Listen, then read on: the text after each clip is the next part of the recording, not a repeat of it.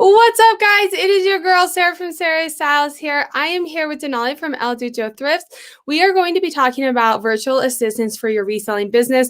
This can work for any business, actually. It doesn't have to be reselling. We're both just resellers. So we are going to be talking about when to hire virtual assistants, how to hire them, all of the ins and outs of that. As we wait for people to pop on, I will let you introduce yourself a little bit, Denali. If you guys do not follow her, she has a podcast, Instagram, YouTube, teaching courses. I mean, what am I missing? All the things.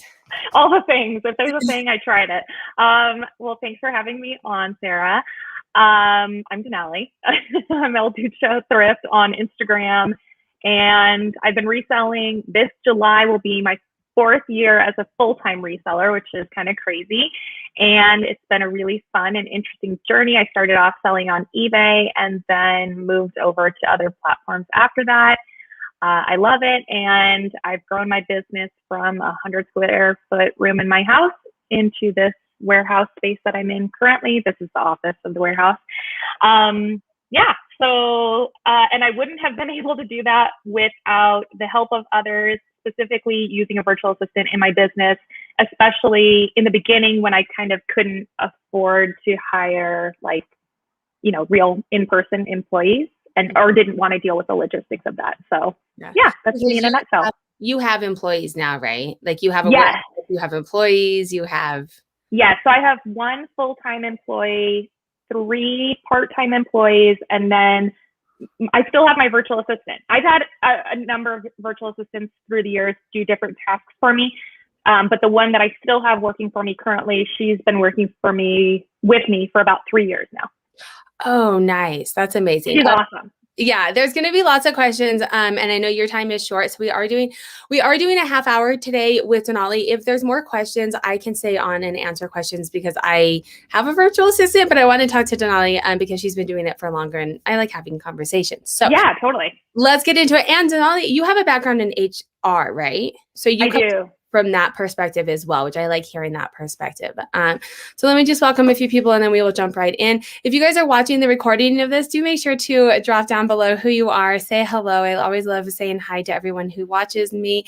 Welcome, Les. Thank you guys so much for coming in. Call it favor. She's a high schooler. She's been on the show before and she is just killing it in the reselling game. If you guys have watched Veronica, she has a newer-ish YouTube channel. Head on over there. Lots of really fun hauls as well. Our homeschool castle. Oh, new to my channel. I don't think I've seen her before. Welcome, welcome.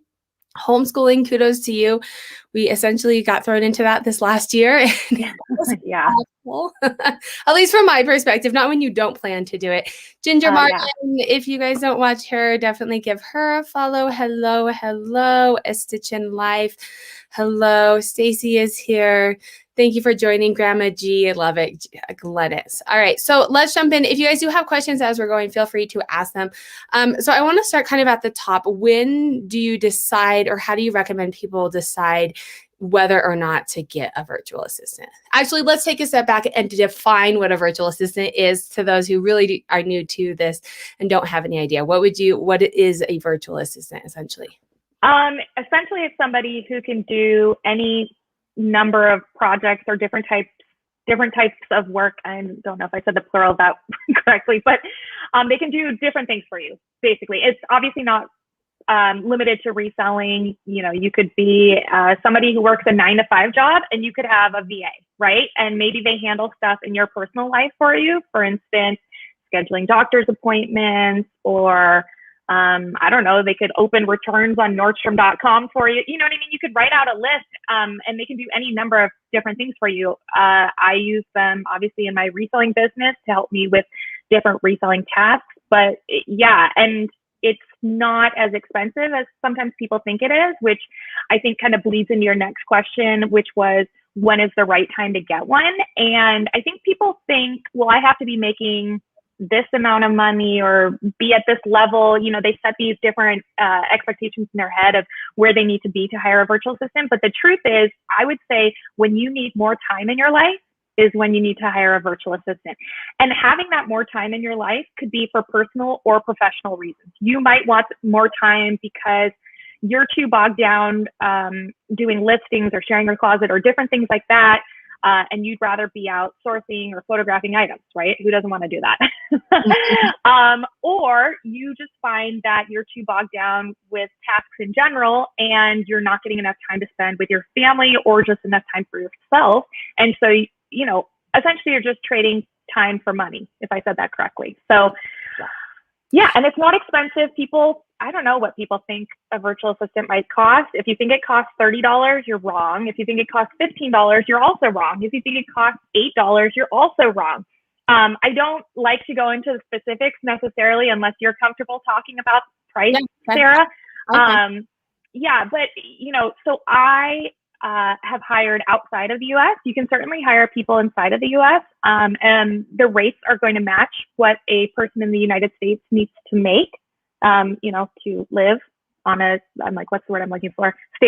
Normal income or whatever. Yes. So yeah, then you are going to find rates that are $15 to $30 upwards from there, right? Depending on sort of the experience that you're looking for. But if you go internationally and you look for people in all parts of the world, rates can be as low as $3, or it's just going to vary if you decide to pay them per listing or per hour, different stuff like that. So it's pretty nominal, and the work is just as good, if not better, than what somebody stateside could do for you. So and I'll speak to that a little bit too, because I've had someone stateside, and then I've also had someone in another country. So it kind of just happened that way, and I'm not against one or the other. But the work has been very similar. The thing that I find with the people that are not in the States, it's their job. Right. This is how they're paying their bills, where most of the VAs that I've had in the US is, and nothing against it, it typically is like, hey, this is a side gig. I'll get to it when I can. Where these people are like, at least my experience is I am going to do exactly what you want me to do, because I don't want you to fire me, because I'm feeding my family with this money. Where the ones that I've tried stateside, I had one that was really good. And she was very consistent. But for the majority of the ones that I've tried stateside, it's like, oh, well, this came up and this couldn't happen. So I've had both experiences as well. I've hired people who are located in the United States, and then I've hired people obviously outside of the United States. And I agree with what you're saying. The person that I hired that was located inside the United States, they were just doing it as a side gig. They worked at like a law firm as like a paralegal, and they were just doing it for extra income. So with that said, sometimes the work that I was looking for that person to do would get put on the back burner because they had whatever their other job to focus on or other commitments in their life, because this was just extra side income for them. But you're right, with people who are doing it internationally, this is their full-time income. You are one of many clients that they have, right? I mean, you can feel special and think it's just you, but I know my VA likely has probably, I don't know, I imagine at least minimum 5 other clients, if not more, because a lot of the times with VAs, the work schedule for them in terms of hours can be a little bit unpredictable, because they're relying on you, right? And how much work you give them each week. And I have to imagine, sometimes the hours vary with my VA. I have to imagine that's the case with her other clients as well. So it's definitely full-time work for them. And in that same breath, don't feel like you have to give them full-time work. Like I said, they have multiple clients for this reason, because they are, stacking their time with taking care of other people. So let's talk a little bit. And if you guys do have questions, do feel free to drop them as well. But let's talk a little bit about like the managing the expectations, because I think that kind of leads into it. Like, do we have to give them full-time work? How do you set what you're going to give them? How do you kind of set your expectations for them and knowing what to get out of them, as well as like your expectations of what you're getting from them? Because I think that to me is the key of going to a virtual assistant, is having your expectations. It's not going to be you doing it, right? Right. If you want it done by you, then you have to do it. You have to have expectations of what that means. It doesn't mean that you have to have someone do it poorly, but there is a little bit of an expectation thing there, right? Yeah, I think when people go into it, initially they think they don't need a lot of help, and so they're going to say, I only need like, let's throw out a small number, between 5 and 15 hours a week, right? And once they start doing work for you and you see how amazing it is and how much it buys back time in your life, all of a sudden you're like, just kidding, I have 20 to 30 hours or 30 to 40 hours worth of work for you. My VA, just for, full disclosure, does work full time for me. And she always wants more hours on top of that, which I'm happy to give her if I have it.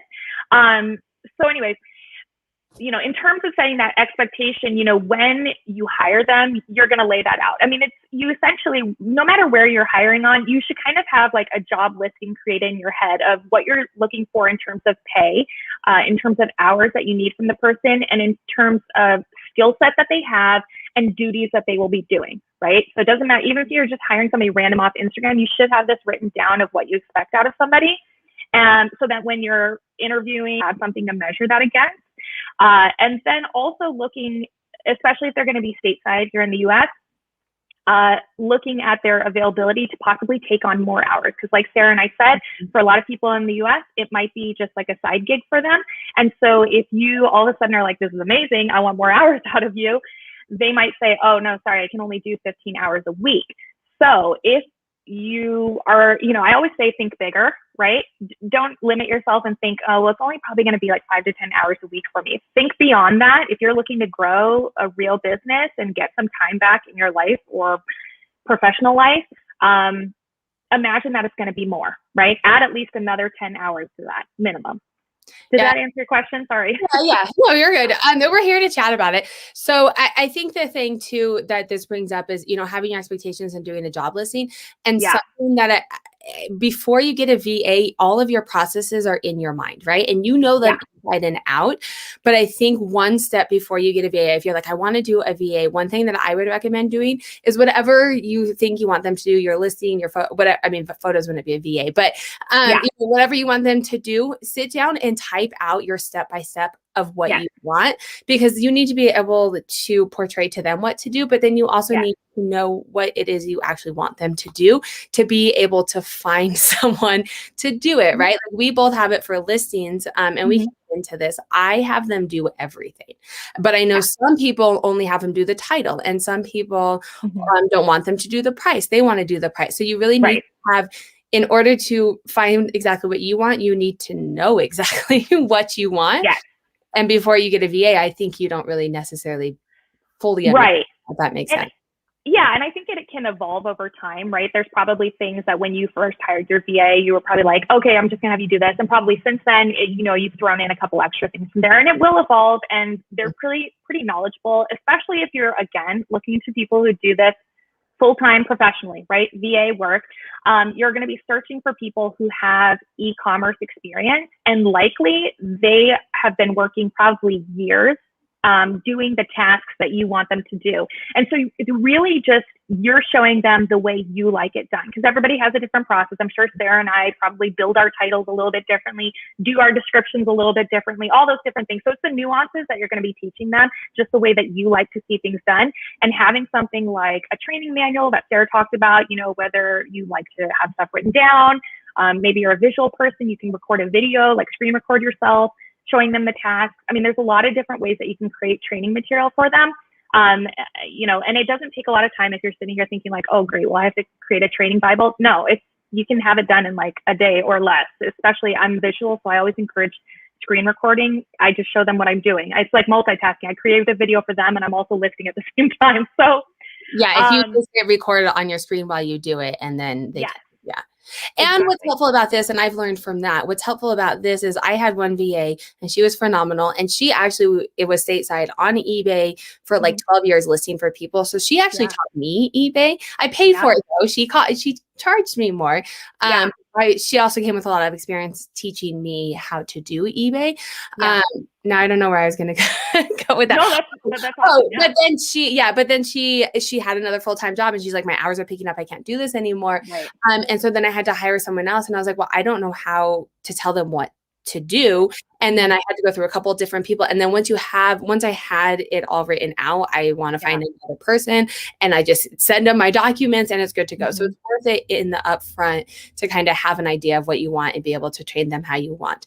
We do have in the chat. Someone's asking where to look for. And I do want, before we get to this, I do want to say Denali does have a course on this. There's no way we're going to cover every single thing that you need to know in this. So I have linked it down below. Full disclosure is that it is an affiliate course or an affiliate link. If you don't want me to get paid for it, I completely understand. You can go directly to her information. She is highlighted and you can click on her as well. Well, and I should say, Sarah did not ask for an affiliate link. I just said, hey, like, I sent it to her because I was like, well, if I'm going to be on your thing, you should get a little credit for it. So if you want Sarah to get a little credit for it. Full disclosure, because I don't like promoting things, I have not actually done the course. I know Denali personally and watch enough of her and talk with her to know that it's going to be quality and going to be worth it, but I have not personally taken it. So that is my disclosure.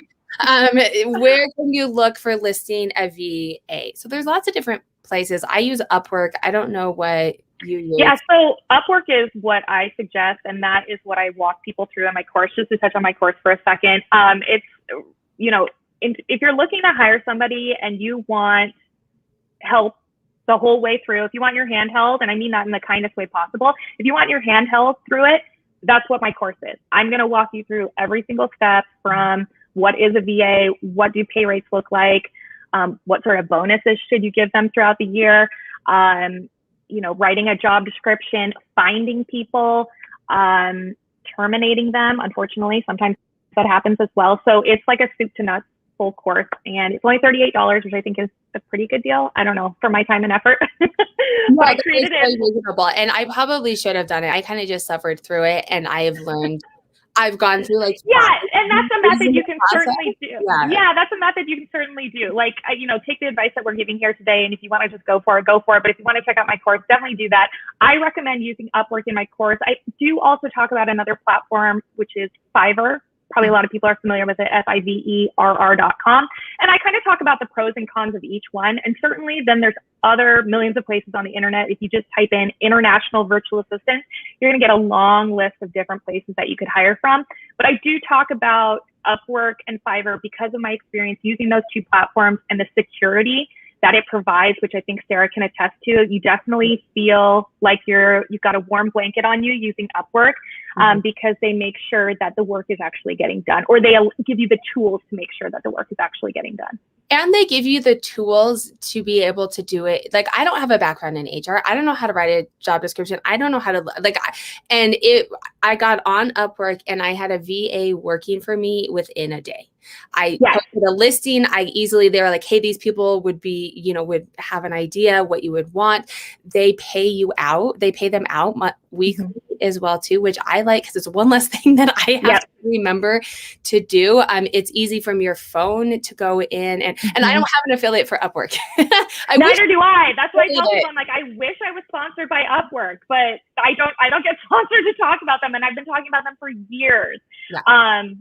And yeah, they provide a really great platform for people, like Sarah was saying. And I was going to say something else, but anyways, keep going. Sorry, I interrupted. Well, no, you're fine. And to your point too, the security, because I know that's a big thing for people is the security. They take screenshots of your VA's screen. I don't look at it a ton because I'm not going to I'm not a micromanager. Same. Yeah. Because if I'm going to do that, I might as well just do it. But there has been a couple of VAs that I'm like, I don't like, something seems a little off here. Yeah. And I will check it. Or it's nice when they're like, oh, something's not doing right. You can look at their screen and see how they actually did it. Yeah. To actually be able to help, right? Yeah, there's a lot of ways. Like, if you do suspect that work is not being completed in the way you want it done or in a timely manner, there's certainly ways to check that, and you can terminate the contract and move on to your next VA. It's as simple as that. I was going to say, to your point, in terms of hiring somebody, that's like, I can't put this on my course as like a stamp or anything, but I tell people, like, you literally can, if you purchase my course today and started it right now, you'd have it done by tonight. You maybe even have somebody hired tonight and starting work for you tomorrow. Like, that's, I guess I'm providing people with the confidence, because it's really not as big of a step as people think it is. I mean, it's a big step, professionally, but it's not as scary of a step as people think it is. So. Yes, right. Agreed. And so, I mean, we talked about the money, that it's not necessarily as much money as you think. But I wanted to go back to the beginning because I was going to say this and then we got sidetracked. With you saying buy your time back. And when I first started a VA, it wasn't to grow my business. It was, I would rather pay someone else to keep my business where it's at than pay someone to watch my kids. Like I would rather be with my kids for this extra hour than pay a sub for an hour, and then my business can stay. And the amount, even just that 1 hour, 2 hours that it bought back my time was amazing. And I think most resellers feel like there's so many tasks and you get so overwhelmed and they're just constantly doing things. I think it's scary because you're like, well, if I have to train someone, then I might as well do it. And this is back to the expectations too, right? Those first couple weeks, days, whatever it is going to be a little bit more upfront work. Like I have to check the listings and make sure that they're right. But after a couple days, like then I don't You're good. Right. I mean, you just have to, I talk about that in the course too. It's just like showing them your processes, how things are going to work. I saw my friend Allison down in the comments saying, how do you get them details and photos? There's lots of different ways that you can provide that to them.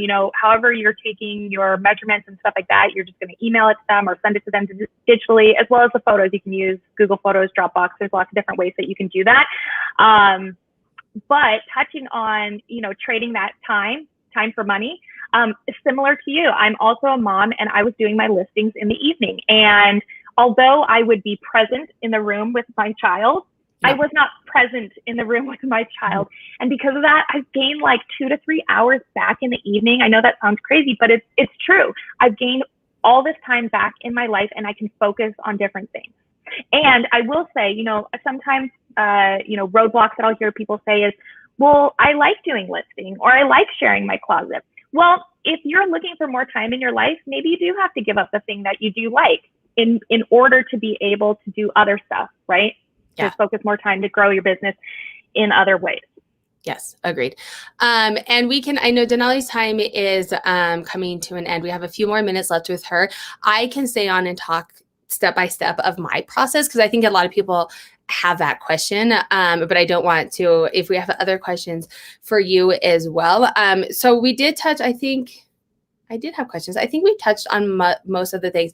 From the HR background, I want to ask a couple more questions on that because I think that's where you kind of get the hiccup as well. Like, how do you find these people without getting, too much in details? Because I know you don't have a course to sell, but do you have any recommendations on kind of how to find these people, how to decide I'm too nice of a person? We've talked about this on a live before. But it's hard for me to I'm like, well, let me just try him a little bit more. And my husband is in HR too. He's like, Sarah, it's not working. Cut it loose. They will find someone that fits better with them.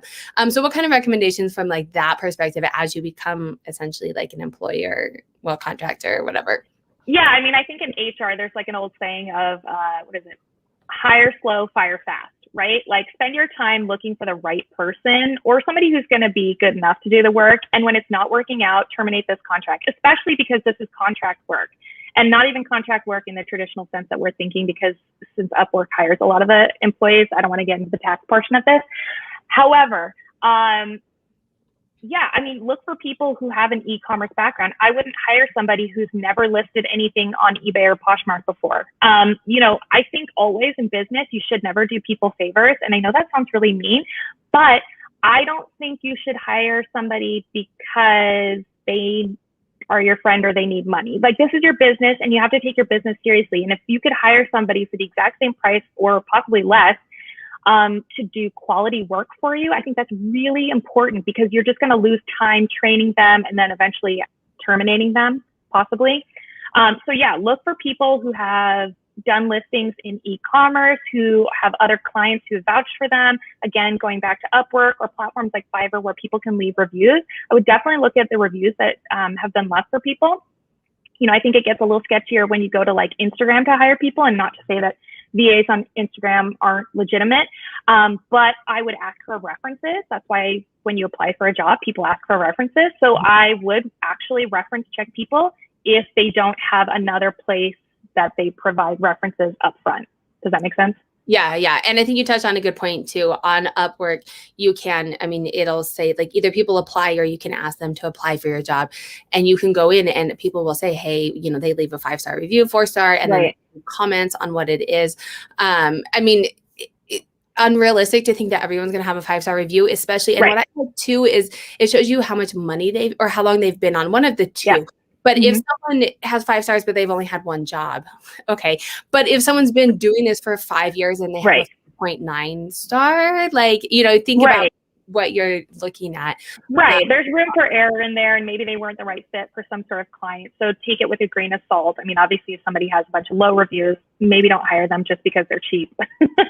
But yeah. And then I guess, you know, on the other side of that, if you find that it's not working out with somebody, again, we don't do favors in business. We're not going to, you know, think about jobs that you've had in the past. Like, we don't keep so-and-so on this job just because they bring in cookies every Monday. If they're not doing the work, unfortunately, you're going to have to let people go, especially because this is your money. You know what I mean? Think of like potentially $50 to $100 or more a week that you're just going to kiss goodbye because you're too scared to fire somebody. It's totally okay. You don't have to like go through unemployment process or anything. You just let them know, hey, I appreciate the time that you work for me. Unfortunately, I'm looking for this, this, and this, and you terminate the contract and you move on. They're not going to harass you and bug you. Why did you fire me or whatever, stuff like that. They're going to move on just as quickly as you're going to move on because it's fairly easy, I believe, for them to find their next client as it will be for you to find your next VA. Yes. And they make it very easy to end the contract, right? It's not this big, old, long. No. I thought it was going to be. Yes. Yeah. And I've talked to people before who are like, I'm nervous. I don't want to end it. Similar to what you said, right? Like, I don't want to be mean, but it's not being mean. You know what I mean? If anything, I think it's being mean to yourself because you're having to go back in there and correct the work that you just paid them to do. That's pretty mean to you. I'm not saying they're trying to be mean to you, but that's you being mean to yourself, continuing to pay for somebody to do work that you have to do over again. Yeah. And something that I've learned in this as well as I've gone through and like tried different VAs is the expectations. And you can ask questions and kind of interview-ish before and asking the questions like, do you do women's clothing? And I've actually sent pictures like, here is an item. What would you title this? And you can get an idea if like they've actually done it to your standards. Yeah. And obviously you have to train it a little bit before you do hop off because I know you had to go pick up a kiddo. I wanted to talk about, well, I had 2 questions. One, do you go, because you mentioned tax purposes, do you go over the pay and tax in your course? Because I think that's the scary part for people too. Yeah, so I touch on it. My dad's a CPA, so he actually provided the information for that part of my course. So it is in there. It's not too in depth because it's not, you don't have to fill out, what is the form that you have to fill out for contract employees, like at the end of the year? What is it? Is it like a W-9? I think so, because if you have affiliates and you have so much, and I think it is. Yeah, so you don't do it. You don't do that. That's not how it works with Upwork, because they're employed by Upwork and you're paying Upwork a service. So it works differently, and I think Upwork addresses that on the website as well. But it's not my forte, so unfortunately, I'm not going to speak too much on it. But there is. No, but just in your course, you go. There is a module on it. Yes. Okay. Yeah. So a 1099 is when you make so much money. I think it is. It's a W. No, because a W-2 is when you get paid. I think it's a W-9. That's what I think it is, but I'm sure the comments will let us know that we're wrong later. But you cover, I more or less wanted to ask if you covered it in your course. I think that's one of the scary things that people do too. Like, how do I pay this? How do I account for it? And I thought I had another question, but now I don't remember. So I can stay for a few more minutes if people have questions. I got to pick them up by like 3:30, so I have to leave in probably about like 5 or 10 minutes. Okay. Well, let's check the comments. If you guys do have questions, you got 5 more minutes of Denali's time. People are asking, I think the process, that's one of the questions that I get the most. So I don't know if you want to talk a little bit about your specific process. Allison had mentioned it. She's saying it gives them the details, where and how much time it takes you to do that as well. You might as well do the listing, people are saying. I've heard that argument as well. Some people say that it's not a faster process for them. And I think it probably depends on all of our processes, right? Because all of us do it probably a little bit differently or a lot differently. In general, what I hear from most people is that it does work for them, but I certainly have heard from people before that they're like, it's just faster for me to do myself. And if that's the case, cool. You know, I found with my VA, I was having them cross-list. And then a few years ago, I started using Vendu, and I was like, oh, I can cross-list faster myself. So I just started doing the cross-listing myself. So it's, you know, a task that I took back from her. And it saves me a little bit of money, but that's because I can do them like so stupid fast. For anybody who has Vendu, you probably know what I'm talking about. So, yeah, but in terms of like, but yeah, I use Venue and upload the photos into drafts into Venue. Well, let's talk, because she's talking, like we can talk security as well, right? So when you have a VA, how does the access to your accounts work and security behind? Because they have So that, you know, that's a module in my course. I talk about, you know, you've got to take some calculated risks in your business, and perhaps that means sharing some of your information. I do think, and I will say that I think if you are a Vendu user, that's a really great option for having a VA, because Vendu is its own platform. Unlike other cross-listing services, Vendu actually has like its own login, and your VA can go in there and then build out drafts for you and save them in there. And then you can go in and publish them yourself by going in and putting in all the pricing. So that is one option if security is something that you're concerned about. eBay does have multi-user access. There are some limitations on the multi-user access for international people. However, there are workarounds to that. I've had issues with this, and it depends on some VAs can do it fine, and some VAs keep having issues. I don't understand what the restrictions are, but there are ways around it. My VA just does have my account information, and I'll say, in, you know, knock on wood, wherever there is some around here, in the 3 years or so that I've been using her, it's never been a problem. So, you know, I talk about that in my course, and I say, you know, for instance, say you gave them your PoshMark password, right? And you know, your concern is that you have a balance in there of like $200 or $500, right? Well, they're going to steal it from me. Okay, well, that means they have to go in there, change the banking information. I'm fairly certain that when you change banking information on PoshMark, they send you an email. So, okay, assuming you don't see the email come through, and they cash out your money. Okay, they took $200 from you. That sucks. You're definitely going to notice it then, hopefully. You're going to go into Upwork. You're going to terminate that contract. They're likely going to get banned from ever working on Upwork ever again. So is it worth it for them to steal $200 from you and then miss out on a lifetime of earnings that they're going to get using Upwork? I don't think so, because $200 is probably what you're going to pay them for the week. So why would they just steal 1 week's pay and then never be allowed to be a virtual assistant on this platform again? So it is a risk you have to be kind of willing to take in your business. It's worked for me. Yeah, it's a very low risk. And I'm to your point too. And I think that's another reason to use one of these services, because you are going to have more security. If you just hire someone off of the street, it's not necessarily the internet street. Yes, right, exactly. People that you've never even met. But these services give you that added protection, and they will. Yes, if this happens, they have screenshots. They're going to see that it happened, or they're not doing it on the screen, and you're going to be protected. Yeah, I've yet to hear of someone, and it doesn't mean that it doesn't happen. If you are running a business, you do have the risk of those things happening, but I do think that it is well worth the risk. And I think when you go with one of these services, that lowers your risk even more. And it's the same with like social media in general. If someone has a lot of feedback and it doesn't look like a spammy new account, they're probably more legit than like if it's a brand new person who's like not doing it. Yeah, I just don't see how them taking your $200 to $500 really makes sense for them in the long run. That's like such a short-term earning to be a thief, I guess. I don't know. I'm almost positive when I was looking into this, because PoshMark, you have to give them your information. eBay has a virtual assistant account where they can log in, although there's issues with that sometimes. But PoshMark, you have to give them your account. But I'm almost positive to change your bank account, it sends you an email, and you have to go through that email to do it. So I don't even. It's a lot of hoops that somebody would have to jump through just to get a small amount of money from you over what they're going to potentially, not earn over these past 3 years that I've had my virtual assistant. If she's taken $200 from me in the last week, she's certainly earned way more than that in the time that she's been working for me. But I do understand, it is the calculated risk, but this is kind of like, especially if you're growing a business, this is part of being a retailer. I mean, Nordstrom, Macy's, all these big companies, they work in to their P&L every year, loss, right? That people, you hear about people run into the store, grab a bunch of jeans, and they run out. it's a loss for the business. And this is just unfortunately what happens sometimes. I think there's a really low chance that it's going to happen to you, that you're going to get money stolen from you or swindled or whatever. But of course, anything is possible, right? Yes. Well, and I think to that point too, we have such little, like most brick and mortars have that loss, and they have a lot of, loss or damage.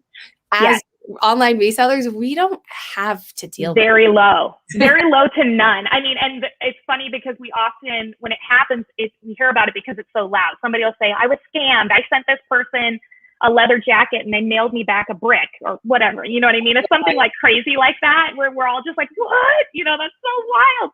But there's, it's just kind of like 1 in 100 or 1,000 circumstances, really small, that it's actually going to happen.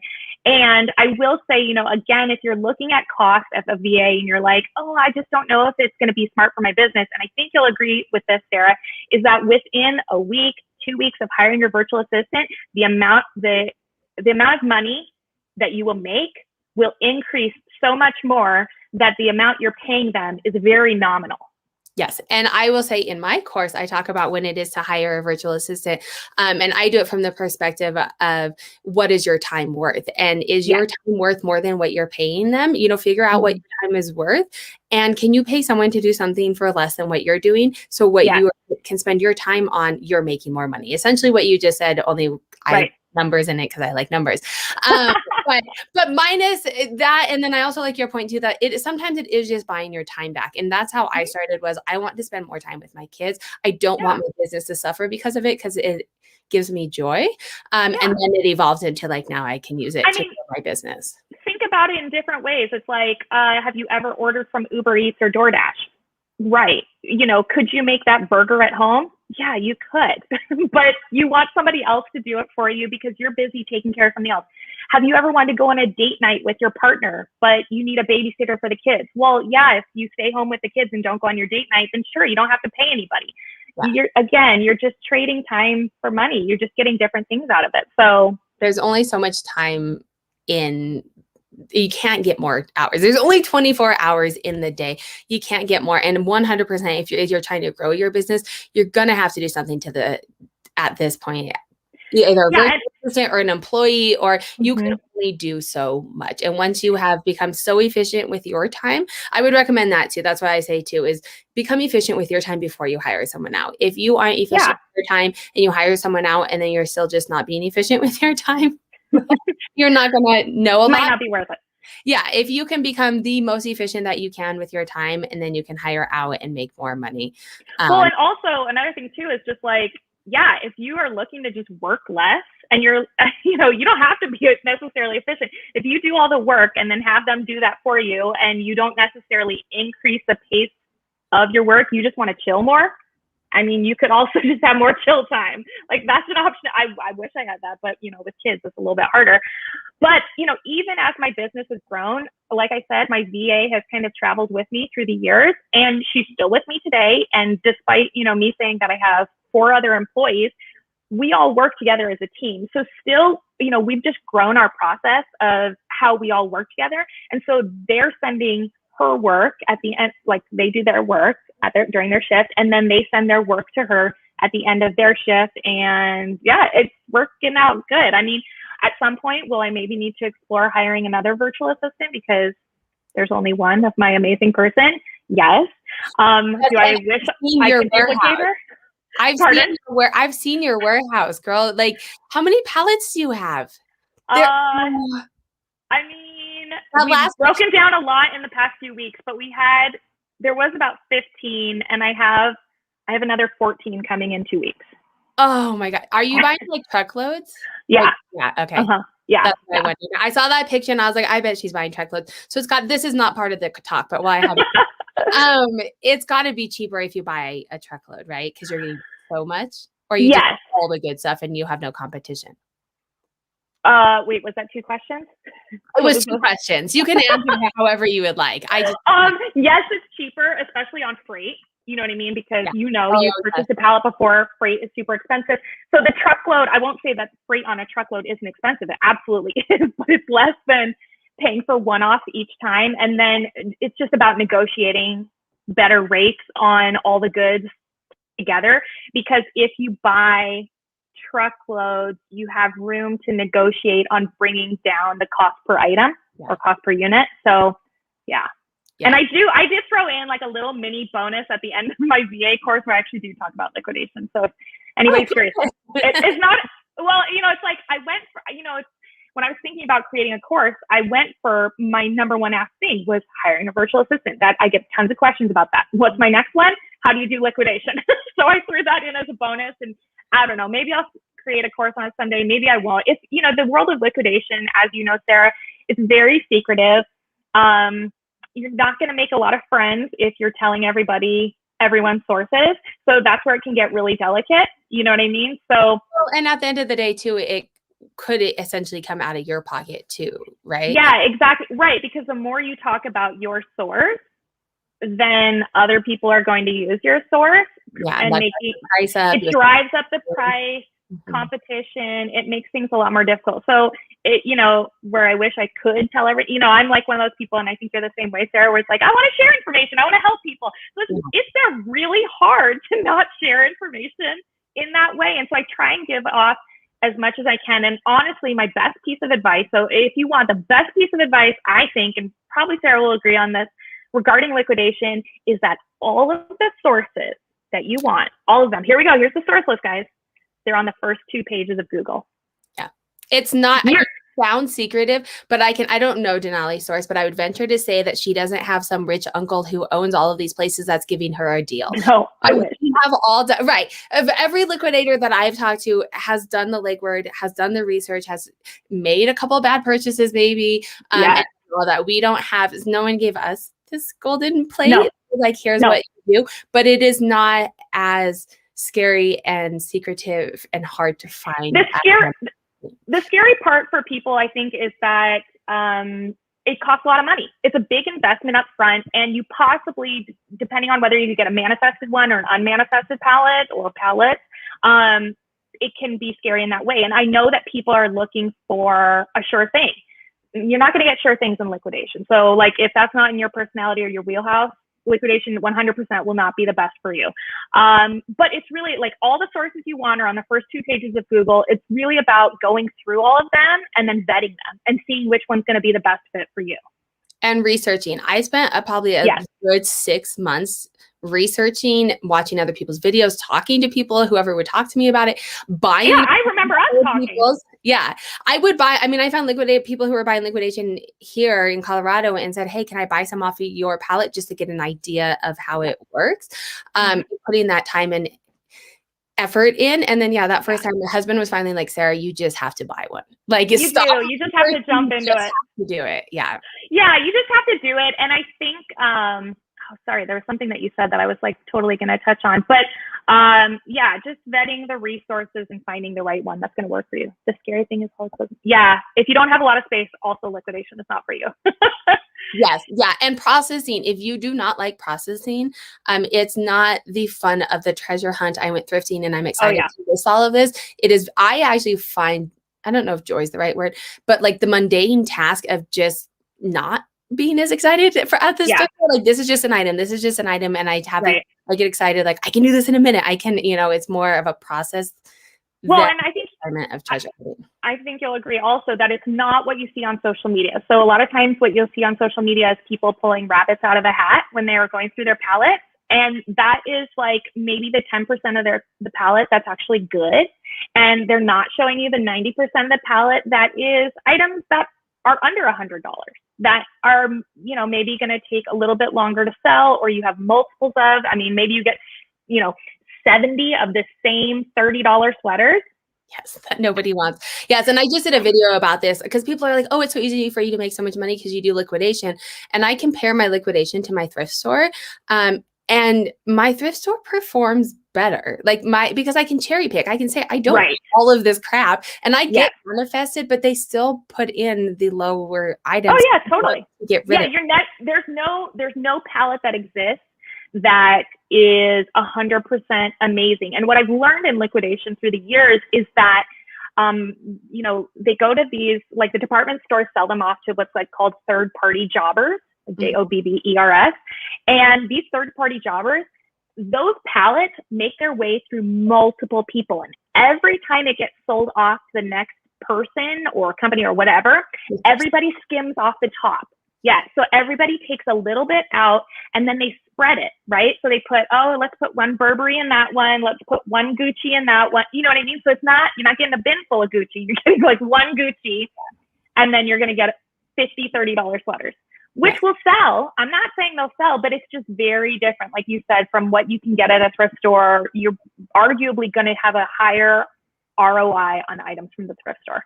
Yes, 100%. But my sell-through rate is better on pallets because it's you're playing a volume game, right? Right, exactly. Yes. Moving things. And it's items, yes, they only sell for $20, $30.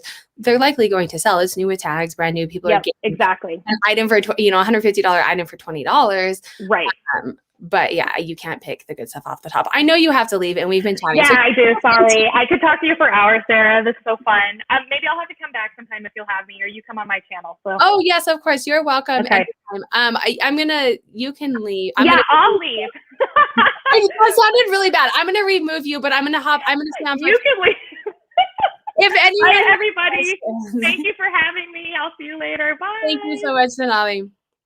All right, guys, thank you so much for joining. I can stay on. I'm going to hop into the chat really quick. If people do have questions, let me know in the chat too if you want to see my process. I think that is one of the biggest questions that I get as far as how the VA works. How do you actually get them your information, and how do you get them your descriptions and your titles? Is it actually worth it or not? So if you guys want to see that, drop something in the comments down below, and I can show you how I do that. I have a couple of pictures and information up if you guys want to see that. Let me jump on over to the chat. Thank you guys so much for joining. You got a little bit of the liquidation chat in there as well. It is secretive. Brittany All Bossed Up says it's secretive. Brittany has an amazing YouTube and social media presence as well. So head on over there and check her out when you're done. Scary thing is all those in my house. Liz, I just hired a VA from Upworks and I'm paying premium, and so far so good. And I will say, because I did this too, when I hired my first VA, she was stateside and she had been listing on eBay for 15 years. She held my hand and taught me how to list on eBay. I paid for that. I paid a premium for that, but I still made more money and was able to list more because it still allowed me to stay consistent and list, right? Liz is saying, I just upload pictures to PoshMark and she fills it all out and leaves it as a draft. Once I price and post, I cross over what I want and list via Prime Lister. So Prime Lister is similar to like a Vendu, list perfectly, whatever, right, as well. I wish my husband would say buy a pallet. He's more like, why do you need more stuff and where are you going to put it? Because my husband sees items coming in as money in it because I sell it, right? So he's like, oh, the more items you have, the more that we sell. But I do think that I'm the rare one whose husband's like, buy more things, buy more things. Yeah, so it is, as far as liquidation goes, Veronica, yes, I would get tired of seeing the same 5 top things. It's definitely more processing. So if you don't like processing and you don't like a lot of stuff, liquidation is definitely not for you. Let's see. Brittany, I'm working with a few VAs. So we talked about VAs for a reselling business. You can literally get them to do anything that you want. Denali said you can do doctor's appointments. You could send them, make my grocery list, find me recipes for cook for dinner, whatever it is. We were just talking about the VA. I want to vet a few more and possibly get a different person for eBay, which I think will add another dimension to my listing. I will say to this point, I do have 2 VAs strictly because things happen, right? If someone gets sick or one of my VAs is in Thailand and they have typhoons. And so there could be time periods when they don't have power or God forbid something did happen that I want to have a backup person. So they are cross-trained. So I do have 2 VAs listing the same amount. They kind of share the work and are cross-listed, but that's just an added layer of security for me to make sure that I stick to the consistency that I like to keep up. Hey, Brittany. Guys, if you do not follow Brittany, her channel, the aesthetics, her hauls, her videos, her vintage, it's very different than my channel. It's just so pretty. And so you guys have to follow Brittany. I love Brittany's channel as well. I would like to have someone schedule my appointments. I hate calling people. Agreed. And if you have children, the second you get on the phone is when they do it. All right, so I will show you guys a little bit. I'd love to see your process. I would love to see your process. Okay, so let's see, I do have a question for you. Do you have to go in and tweak anything before you list them? Okay, so let me talk about my process a little bit. I don't do anything. For my purpose, if I am going to have to go in and micromanage it, I might as well do it myself. So I hire and I train my VAs to be to the level that I am comfortable with.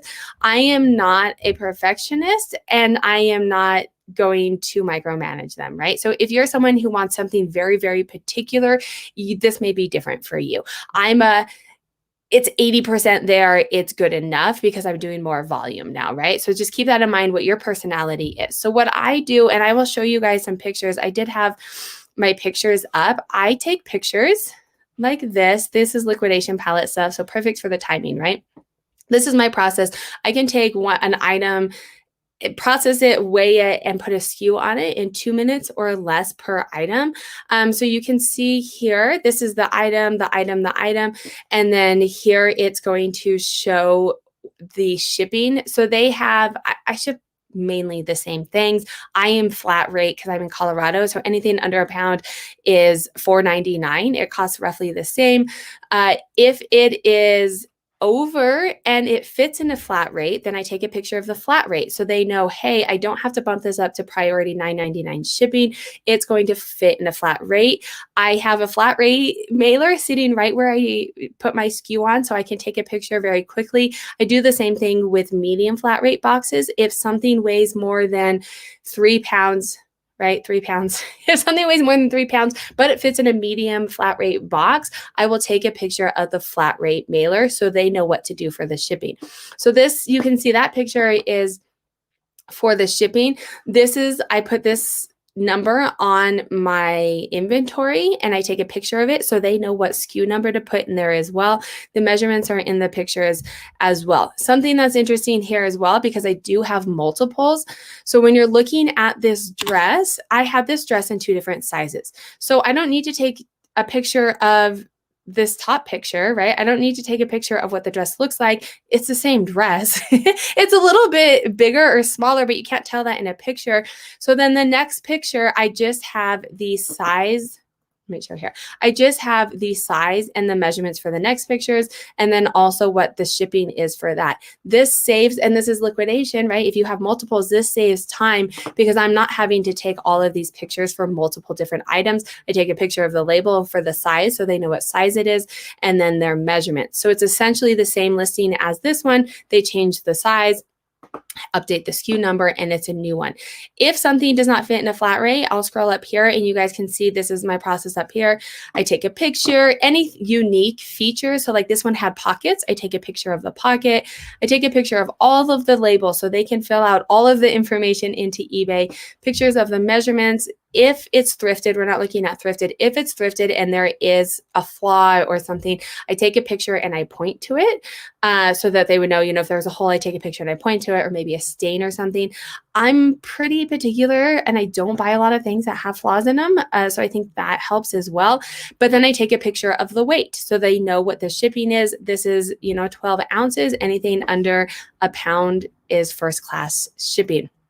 So I hope that helped. Let me jump into the comments and see if you guys have questions. I do the same thing. I have an additional VA service so I can stay consistent. My main VA is in the Philippines and they lose electricity sometimes. Yes, I have one in the Philippines as well. One of them is very responsible and a lot of times they have scheduled outages and we'll say, hey, we're having a scheduled outage tomorrow. I woke up extra early this morning to do it. I'll say too, for me, if you guys watched my video last week, I think it was about my banking idea. I don't have them do daily listings. I'm more of you have 15 hours this week to work and do your listings, do it on your own time. because I think it makes for happier employees if I'm not constantly on them. Hey, you have to do 10 every single day. As long as you get 70 done this week, or as long as you do your time for this week. Because I do bank, like I said, that video that I listed or I did a couple of weeks ago, because I do bank, I don't necessarily have to have listings every day. I just need to have 70 for the week because I'm already a couple weeks ahead, if that makes sense. Not sure my personality could do a VA. And that's something that I think you have to be honest and true with yourself. A lot of people that I talk to is they don't want to give up the control, which is fine. But then you have to know that about yourself, right? So congrats to you for knowing that as well. I love multiples and I love picking up items that have previously sold. Photos of the weight and packaging is super smart. I love it. Yeah. So I sent, okay, so that's what the pictures look like. Sorry, I didn't finish the process. That's what the pictures sent. That's what the pictures look like. I have an iPhone and I have a Mac. And so everything is synced. I take the photos on my phone and they're already on my computer. I extract them from my photos and I save them into a folder and I zip that folder. I send the zipped folder photos via email. I have tried this multiple different ways. I have tried uploading it to PoshMark. I've tried uploading it to List Perfectly. I've tried uploading it to OneDrive. Those all are very time consuming. I don't have time. I'm not paying someone if I have to do this. Exporting the photos, zipping the file, and sending an email, if y'all believe it, I have timed it, takes me 45 seconds. To upload each single photo into any of these platforms takes more time. And then from there, they have the photos. Surprise, surprise, I have a spreadsheet that tracks all of this, especially if you have multiple VAs. I would definitely make sure to have a spreadsheet. They go in and fill out their listing. They put their initials on the SKU as well so that I know, hey, I have a question about this or something doesn't look right. I know who to go to and talk to as far as the VA goes as well.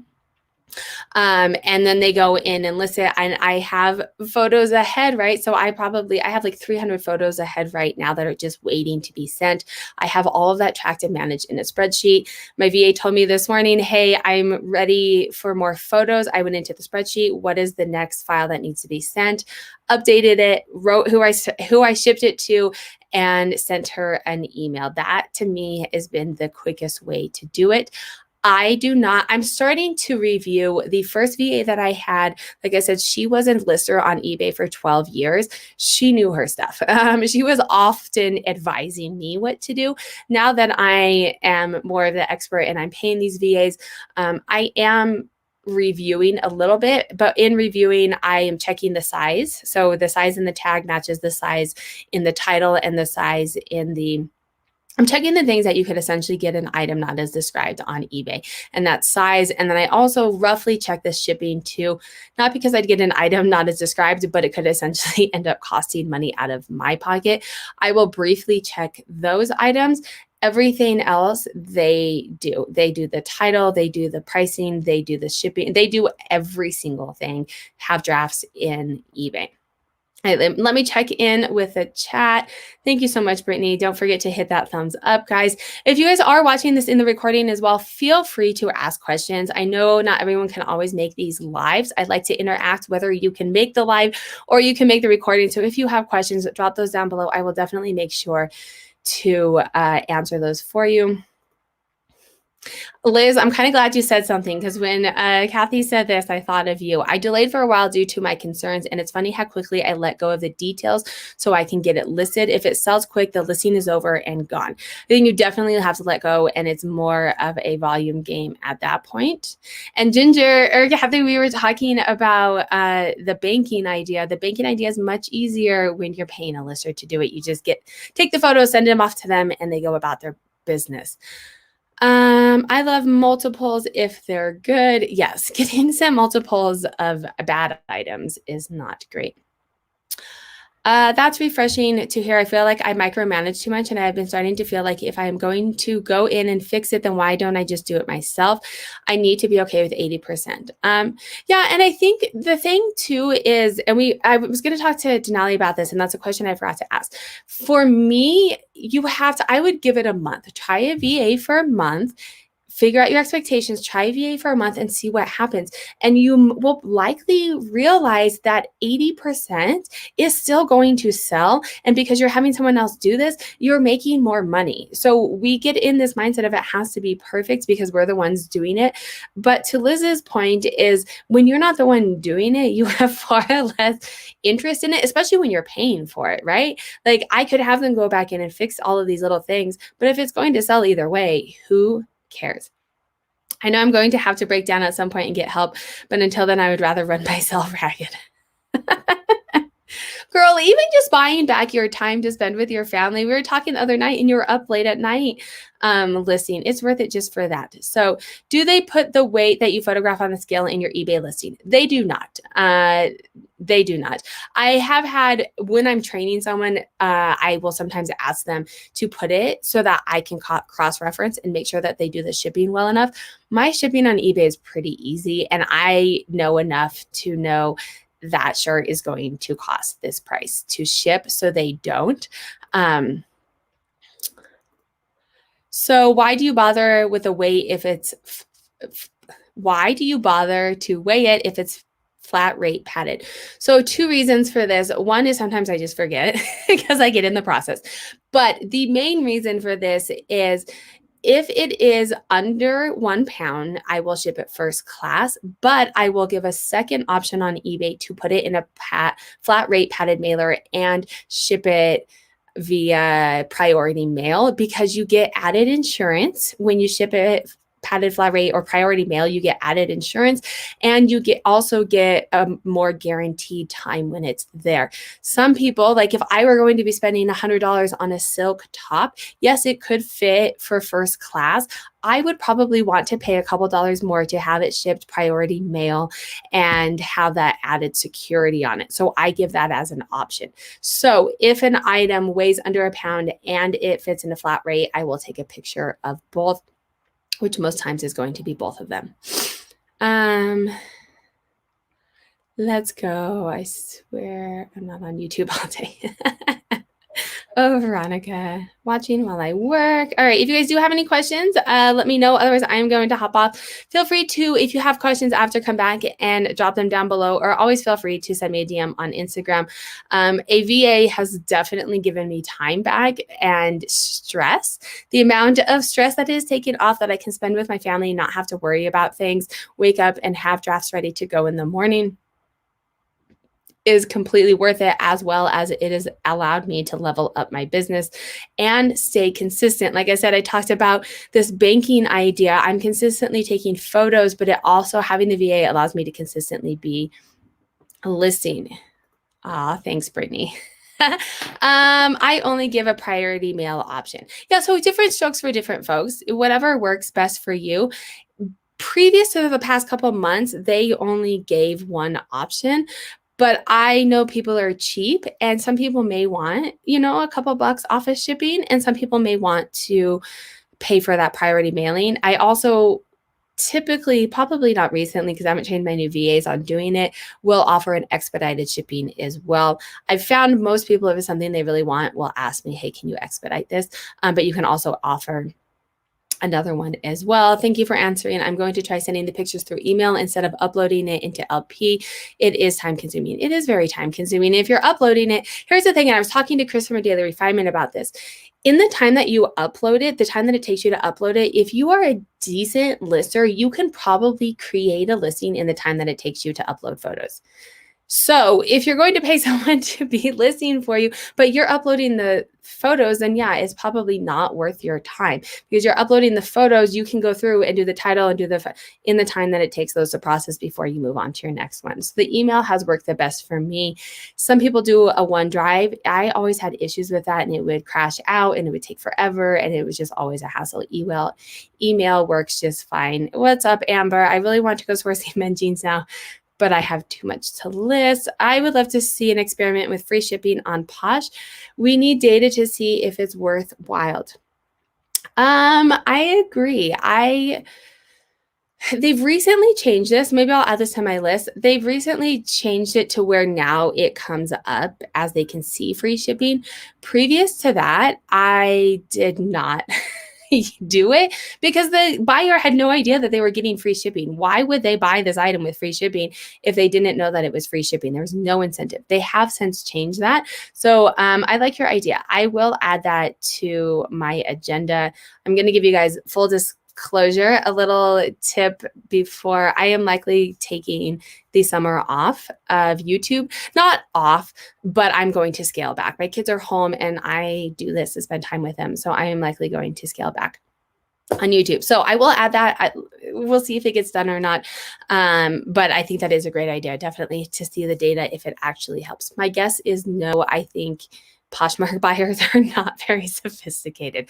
On that note, you guys, thank you so much for joining. Next week, we are going to have a live haul. So I think 5 resellers are coming on to show us their best finds that they have found recently. So do make sure that I actually have not posted that yet, but it will be the same time. Actually, that's a lie. We moved this earlier. It'll be at 4 o'clock Mountain Standard next Monday as well. And I have lots of really cool videos coming out. Friday, I am releasing how much money I made in April. It's not as much as you think, guys. Yeah. So that's coming out on Friday, as well as a new video. I don't remember what it is, coming out on Wednesday. I hope everyone has a wonderful evening.